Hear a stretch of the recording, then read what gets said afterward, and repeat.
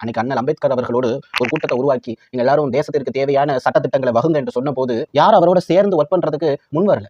தனி ஒரு ஆளாக இருந்து கூட நான் சாதிப்பேங்கிற ஒரு எண்ணம் அவருக்குள்ள இருந்தது. அதனால தான் இந்தியாவினுடைய சட்ட மேதையாக அண்ணல் அம்பேத்கர் இருக்கிறார். அந்த அண்ணல் அம்பேத்கர் அவர்களினுடைய சீரிய முயற்சியாலும் தியாகத்தாலும் இந்திய அரசியலமைப்பு சட்டங்கள் உருவாக்கப்பட்டது. ஒரு நாட்டுகிட்ட இருந்து சுதந்திரம் பெற்றிருக்கலாம், ஆனா குடியரசு அடையும் பொழுதுதான் மக்களாட்சி முறை வரும். இது குடியரசு தின விழான்னு சொல்லிக்கலாம், அடுத்து மக்களாட்சி தின விழான்னு சொல்லிக்கலாம். ஓட்டு போடுற உரிமை, இந்த தேசத்துல யாருக்கு என்னென்ன லிமிடெட் இருக்கு, இந்த தேசத்துல யார் எந்த வயசுல ஓட்டு போடணும், எலெக்ஷன்ல நிக்கணும், ஜனாதிபதி எலெக்ஷனுக்கு என்ன ஏஜ், சட்டமன்ற பாராளுமன்ற உறுப்பினரா போட்டிடுறாங்கன்னா அவங்களுக்கு என்ன வயசு இருக்கும், இது எல்லாத்தையுமே சொல்லக்கூடிய அரசியலமைப்பு சட்டத்திட்டம். அவ்வளவுதான். நன்மை தீமை யாவும் இதுக்குள்ள அடங்கும். இதை பேசிக்கா வெளியிருந்து பார்க்கும்போது வெறும் சாக்லேட் கொடுப்பாங்க, கொடி ஏற்றுவாங்க. பல குழந்தைகள் ஸ்கூலுக்கு கூட போறது இல்லையா, ரொம்ப வேதனையானது. அதெல்லாம் தப்பு, அப்படிலாம் பண்ணாதீங்க. தயவு செஞ்சு கெஞ்சி கேட்டுக்கிறேன். உங்க குழந்தைங்களை இந்த மாதிரி தேசபக்திக்கு அனுப்புங்க. மதபக்தி ஒவ்வொருவருக்கும் எவ்வளவு அவசியமோ அதே போல தேசபக்தியும் அவசியம்.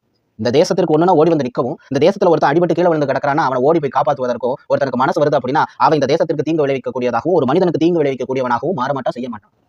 ஏன்னா அவனுக்குள்ள தேசபக்திங்கிறது வந்து ஊடிடுச்சு.